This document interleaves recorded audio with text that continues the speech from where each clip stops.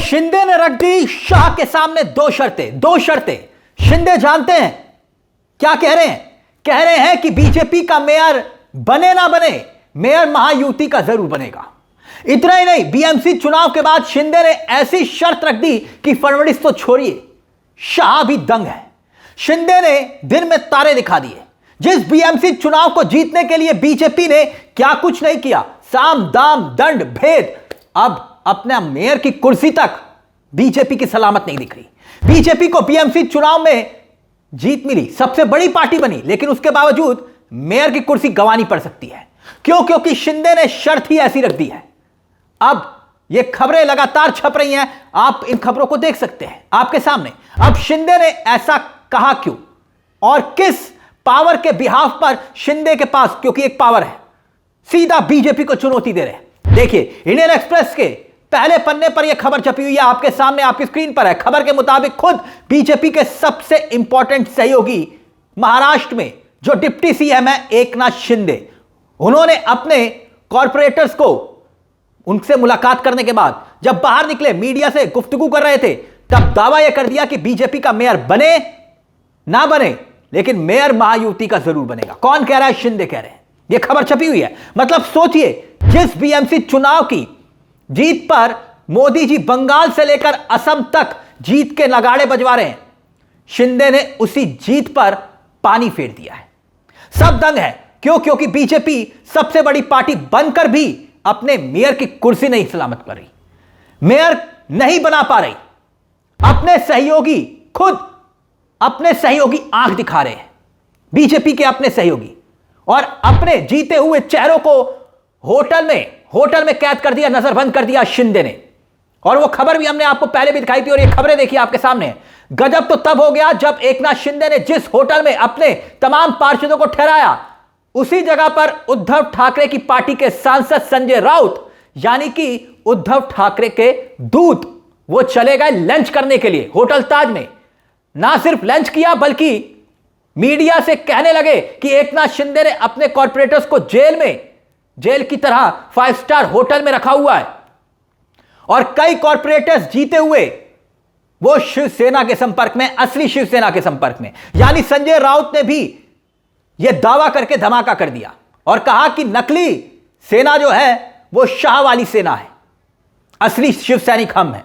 मतलब वो ये कह सकते हैं कि भैया, अब जो नगर सेवक जीत के आए, एकनाथ शिंदे की पार्टी से जीत के आए, उन पर दावा किसने कर दिया? उद्धव ठाकरे ने। एक किस्म से ये आप कह सकते हैं कि उद्धव ठाकरे के संपर्क में है।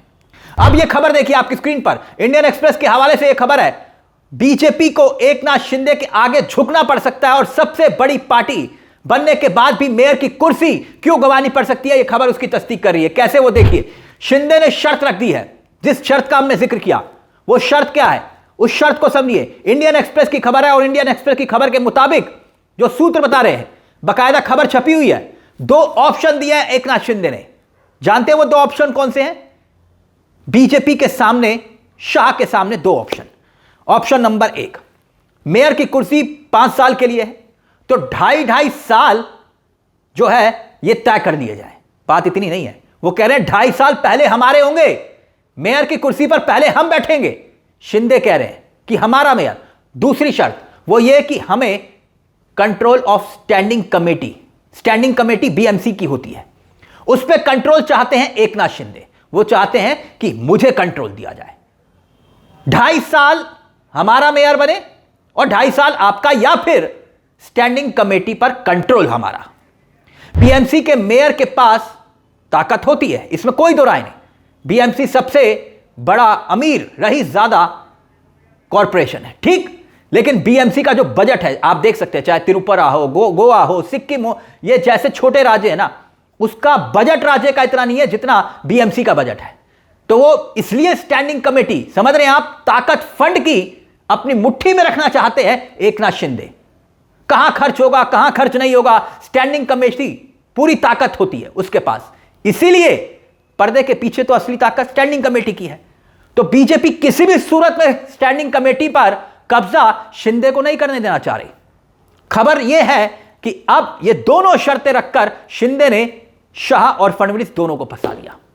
देवेंद्र फडणवीस को अब स्विट्जरलैंड के दोवास में विश्व आर्थिक फोरम की वार्षिक बैठक में वो निकल गए शामिल होने के लिए। मतलब यह कि 24 जनवरी के बाद 24 जनवरी तक यह मामला लटक चुका है। अब सोचिए कितनी बड़ी किरकिरी की बात है दोस्तों। ये सबसे बड़ी पार्टी कौन? बीजेपी अपना मेयर तक नहीं बना पा रही और उसके सहयोगी अपने नगर सेवकों को 5 स्टार होटल में नजरबंद करके रखे हुए हैं कि भाई बीजेपी कहीं ऐसा ना हो कि उनके पार्षदों को ले उड़े।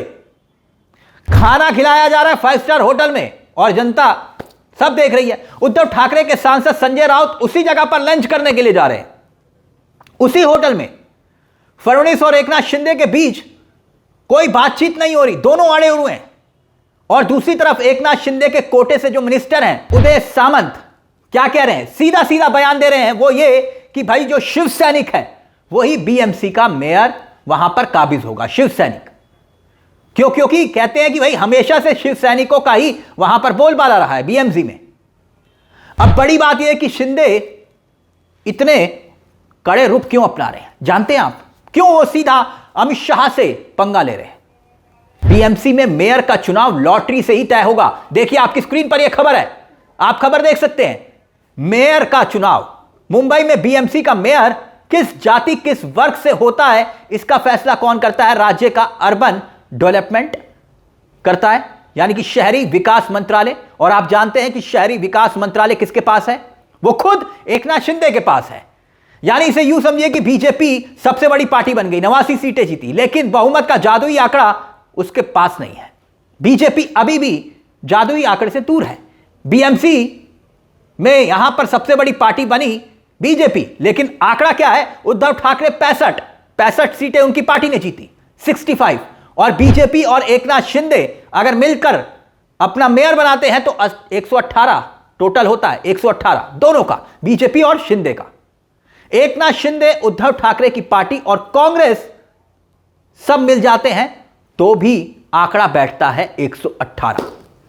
बीजेपी को यही डर है कि कहीं एकनाथ शिंदे आज कोई खेल ना कर दें। वैसे एकनाथ शिंदे खेल कर नहीं पाएंगे। आप कहेंगे क्यों?